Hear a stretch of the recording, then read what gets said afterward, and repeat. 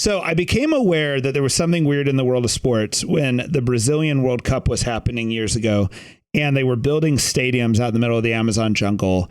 And they're like these 50, 60,000 seat stadiums that just didn't have a use besides the World Cup. So it was kind of like a throwaway stadium. It was kind of weird. And they were worried that they wouldn't be built on time, And what came out was the backup site for the World Cup is the United States. And that's the backup site for every World Cup. It's just move it to the United States. If the host country fails to be ready, FIFA would move the World Cup to the US. And it's like, why would they do that? And the reason why they do that is we have tons and tons of enormous stadiums. We don't have to build a single stadium for the World Cup. Like every NFL team could host a World Cup. And there's a couple dozen college teams that could host a World Cup because we just have the capacity, the stadium capacity, right? And when I heard that, I thought that's odd. Like, doesn't the Premier League have the stadium capacity? Right. To host the World Cup? The Premier League's the ultimate soccer league in England. Yeah. It's considered the best soccer league in the world, or the Bundesliga or don't these soccer's the most popular sport in the world, as we all know by faith, and why don't they have 50,000 seat stadiums for the World Cup? Right. Yeah. And I started looking at it and it was like only one or two stadiums in the league had the capacity of a NFL stadium or even a big college stadium, right? There are college stadiums bigger than NFL stadiums, which is interesting. And then I thought, why don't people want to go to these games? Like there are, just to give you a scope, right? There are Premier League teams with 20,000 seats. And there's NFL teams are 50,000 plus all day long, seats. And I started looking at other data, like how much do they pay their players, right? If it's the most popular sport in the world and you're at the top team and you're the top player in the world, like how much do you make compared to, say, a sport that's only watched in America, like American football, like American Canada, play football, right? So how much do they pay these players? And it turns out like the NFL pays their players 40, quite a bit more, not quite twice what the Premier League pays their players. And even when you start expanding it to the top five, the big five European leagues, which would be like Germany, Italy, Spain, I think France, I think is one, and then England, NFL and add a couple college teams in, it's way more popular and profitable to be playing American football, like way more, like double more than European soccer. So this just kind of blew me away. In fact, Major League Baseball pays their players as much as the Premier League in England pays their players. Major League Baseball is not the most popular sport in America. Yeah. The NBA also pays their players almost exactly the same what the Premier League pays their players. So we have three sports in America paying players as much as the top soccer league in the world. Yeah. And even the NHL, which I don't even know how popular that is anymore, pays 75% of what the Premier League plays their soccer players. So this kind of blew me away. Like even the MLS is gaining rapidly on European soccer leagues. And pretty soon the MLS might be the third or second most popular sport in the US, meaning like American professional soccer. And if it becomes like the second most popular sport in the US, it'll be bigger than all the European leagues. Wow. So yeah, when I tell this to people, they think I did the math wrong. They just can't even comprehend that this could be true. Yeah. Well, I think this kind of explains the thing. I've wondered how the MLS even lands some of the big players that it lands, because I've always assumed European soccer is the thing, right?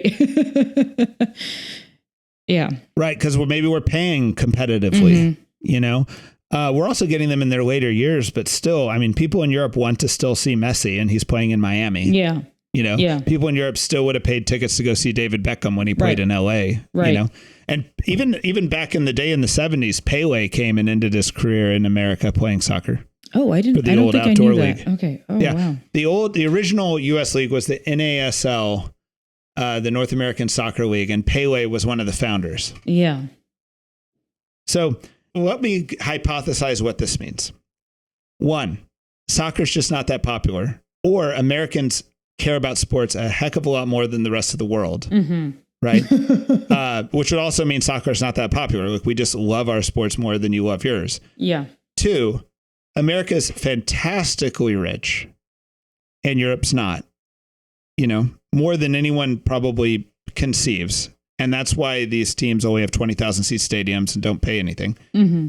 Or they're tremendously bad at business in Europe, right? Like every Premier League team should have a guy sitting in the front office of a US NFL team watching how they do business and copying it.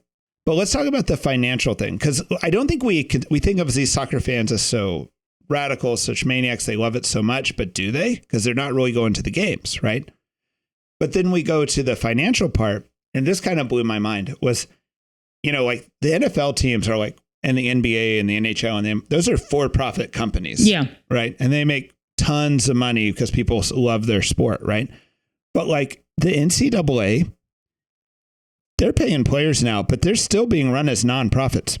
Yeah. A sign how much Americans love their sport is that some dude in Mississippi is writing some $10 million check to Mississippi State or Ole Miss, saying, "For the glory of Ole Miss basketball, I give you $10 million. Not for God, not for the poor, but for the glory of Ole Miss basketball." Yeah. Right. Not even one of the big hitters. Right. But all these universities have these people just willing to hand over money for the love of the game, not getting any return. It's not a loan. It's not. They're not getting a stadium named after them. Yeah. they're just boosters, and like that's how insane Americans are with sport, to the point that like our minor league system seems to be more profitable than soccer. Yeah. And that's just kind of wild, And what's also interesting about the wealth issue that I don't think can be the explanation, I think it has to be a cultural we love sport more issue. When the NFL was new, like when the AFL was just started like in the 60s or late 60s, they were spending money to build 50, 60,000 seat stadiums. And they weren't able to sell those seats for the big bucks like they do today. Those were probably like $10, $12 tickets, or less, and yet we still were selling out these stadiums. So that's just kind of a sign that before America got as wealthy as it is today, they were still selling crazy tickets. Because it would make sense to me that if that made sense in the 70s in America, it would make sense for these soccer teams to have big stadiums, even if they had to sell the seats cheap because maybe people couldn't afford them.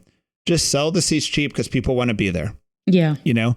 But instead they have 20,000 seat stadiums. Don't know what to say.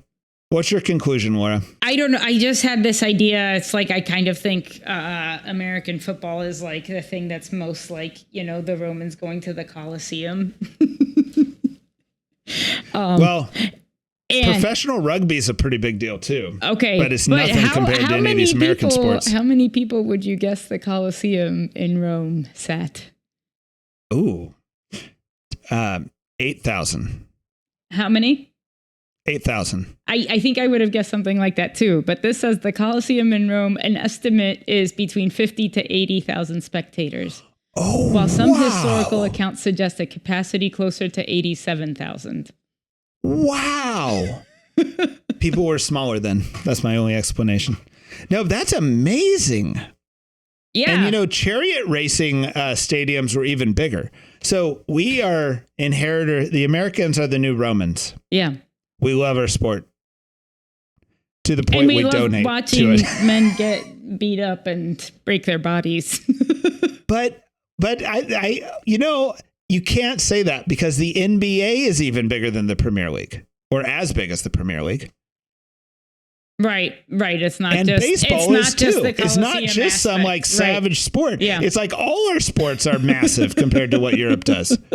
Our second and third rate sports are massive, So anyway, WNBA is the new Coliseum, actually. But I suggest, it is, right? Go Caitlin Clark. But anyway, I suggest that you do not repeat what I just said in front of your European friends.